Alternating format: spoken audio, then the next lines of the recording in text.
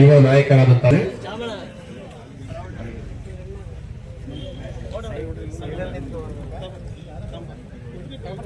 ಅದೇ ರೀತಿ ವೇದಿಕೆ ಮೇಲೆ ಇರ್ತಕ್ಕಂಥ ಶ್ರೀಯುತ ನಮ್ಮ ಈ ಪಂಚಾಯಿತಿ ಅಧ್ಯಕ್ಷರು ಮತ್ತು ನಮ್ಮೆಲ್ಲ ನೆಚ್ಚಿನ ಸ್ನೇಹಿತರಾದಂತಹ ಚೇತನ್ ಅವರಿಗೆ ಈ ಒಂದು ಕಾರ್ಯಕ್ರಮದ ಪರವಾಗಿ ವೇದಿಕೆ ಪರವಾಗಿ ಸ್ವಾಗತವನ್ನು ಬಯಸ್ತೇನೆ.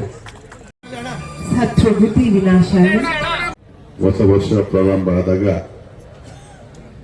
ನಾವು ಮೊದಲನೇದಾಗಿ ಆಚರಣೆ ಮಾಡ್ತಕ್ಕಂಥ ಹಬ್ಬ ಸುಗ್ಗಿ ಕಳೆದು ನಮ್ಮ ಮನೆಗೆ ಭತ್ತ ರಾಗಿ ಕಾಳು ಕಡ್ಡಿ ಎಲ್ಲ ತಂದು ಮನೆಗೆ ತುಂಬಿ ನಮ್ಮ ದುಡಿಮೆಯನ್ನ ಮಾಡಿ ಮುಗಿಸಿದ ಮೇಲೆ ಈ ಎಳ್ಳು ಬೀರ್ತಕ್ಕಂಥ ಹಬ್ಬ ಬಹಳ ಇವತ್ತಿನ ಚಳಿಗಾಲದಲ್ಲಿ ಅವತ್ತಿನ ನಮ್ಮ ಹಿಂದಿನ ಪೂರ್ವಜರು ಆಧುನಿಕತೆ ಇಲ್ಲದೆ ಅವರು ಆಯಾ ಹಬ್ಬಗಳಿಗೆ ವೈಶಿಷ್ಟ್ಯವನ್ನು ತುಂಬಿ ನಮಗೆ ಬೇಕಾದಂತ ರೀತಿಯಲ್ಲಿ ನಮಗೆ ನಮ್ಮ ಆರೋಗ್ಯಕ್ಕೆ ನಮ್ಮ ಅವತ್ತಿನ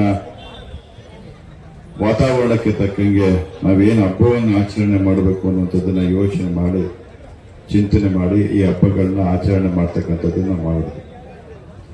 ನಗರೀಕರಣ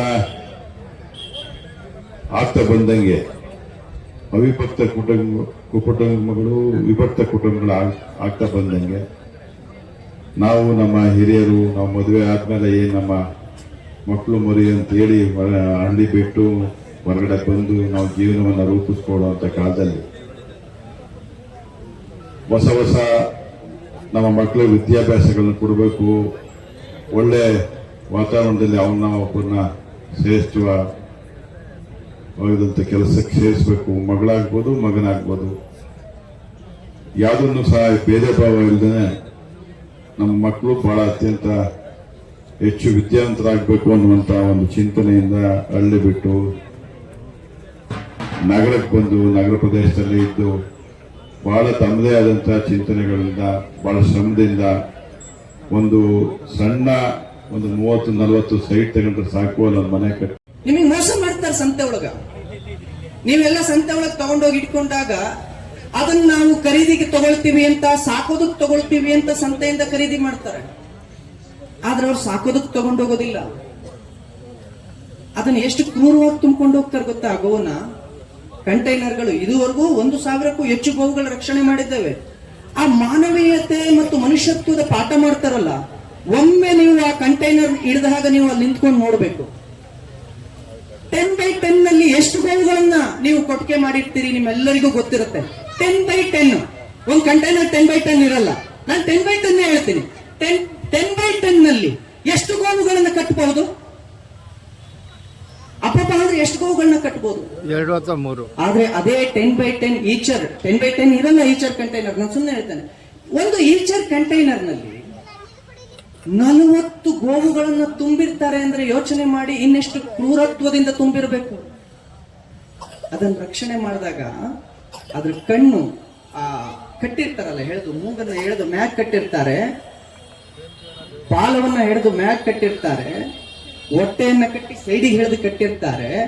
ಯಾವ ಗೋವು ಕಬ್ಬನ್ನ ಬೆಳೆಯೋದಕ್ಕೆ, ಯಾವ ಗೋವು ರಾಗಿಯನ್ನ ಬೆಳೆಯೋದಕ್ಕೆ, ಯಾವ ಗೋವು ಭತ್ತವನ್ನ ಬೆಳೆಯೋದಕ್ಕೆ, ಯಾರು ಬೆಣ್ಣೆ ತುಪ್ಪ ಮೊಸರು ತಿನ್ನೋದಕ್ಕೆ, ಯಾವ ಗೋವು ನಿಮಗೆ ನಿತ್ಯ ಹಾಲನ್ನ ತನ್ನ ಮಗನಿಗೆ ಕೊಡೋದನ್ನು ಕೂಡ ಅರ್ಧ ಕೊಟ್ಟು ನಿಮಗೆ ಕೊಟ್ಟಿತ್ತು. ಆ ಗೋವಿನ ಕೊನೆಯ ಕ್ಷಣಗಳು ಅಷ್ಟು ಭೀಕರವಾಗಿದೆ ಅನ್ನೋದಾದ್ರೆ ಮನುಷ್ಯತ್ವ ಬದುಕಿದೆಯಾ? ಅದರ ಶಕ್ತಿ ಇರಲಿ, ಜೋರಾಗಿರ್ಲಿ ಅಂತ ಕೇಳಿ. ಭಾರತ್ ಮಾತಾ ಕಿ ಭಾರತ್ ಮಾತಾ ಕಿ ಒಂದೇ.